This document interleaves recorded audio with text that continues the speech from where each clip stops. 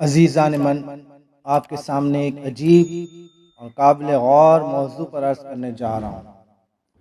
کتے کی خصلتیں اور انسان کے لیے روحانی سبق۔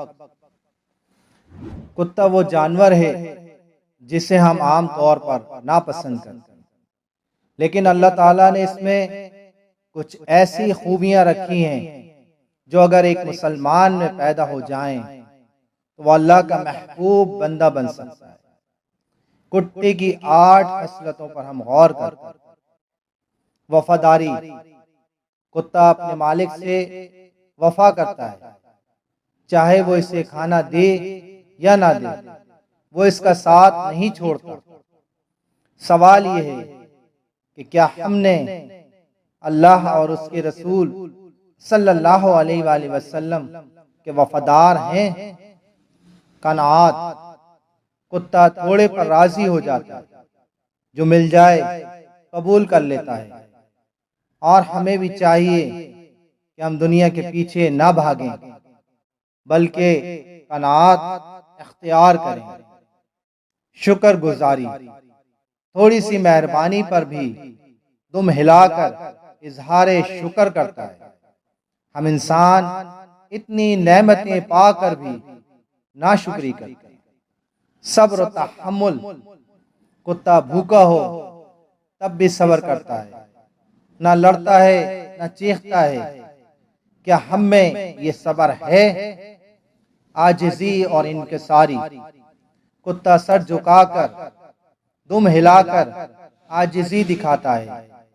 بندے کو بھی اللہ کے سامنے جھکنا چاہیے، تکبر سے بچنا چاہیے۔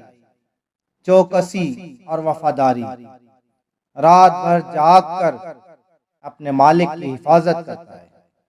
ایک مومن بھی دین، ایمان اور گھر کی حفاظت کرے، باخبر رہے۔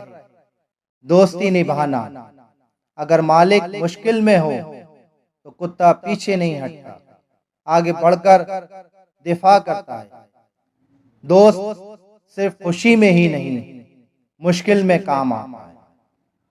معاف کر دے، اگر کوئی اسے مارے پھر بھی وہ برا نہیں مانتا، دوبارہ محبت سے بلانے پر آ جاتا ہے۔ ہم اتنی جلدی رشتے توڑ دیتے ہیں۔ اس 8 خصلتوں میں روحانی نقطہ یہ ہے، اولیاء اللہ فرماتے ہیں کہ اگر بندے میں کتے کی 8 خصلتیں آ جائیں تو وہ اللہ کے مقربین میں شامل ہو سکتا ہے۔ عزیزان من، ہمیں چاہیے کہ ہم اپنے نفس کا محاسبہ کریں اور ان صفات کو اختیار کریں جن سے اللہ راضی ہو جائے، چاہے وہ سبق کسی معمولی سے جانور سے ہی کیوں نہ ملے۔ اللہ تعالی ہمیں صبر، قناعت، شکر، عاجزی اور وفا جیسی خوبیاں عطا فرمائے۔ آمین ثم آمین۔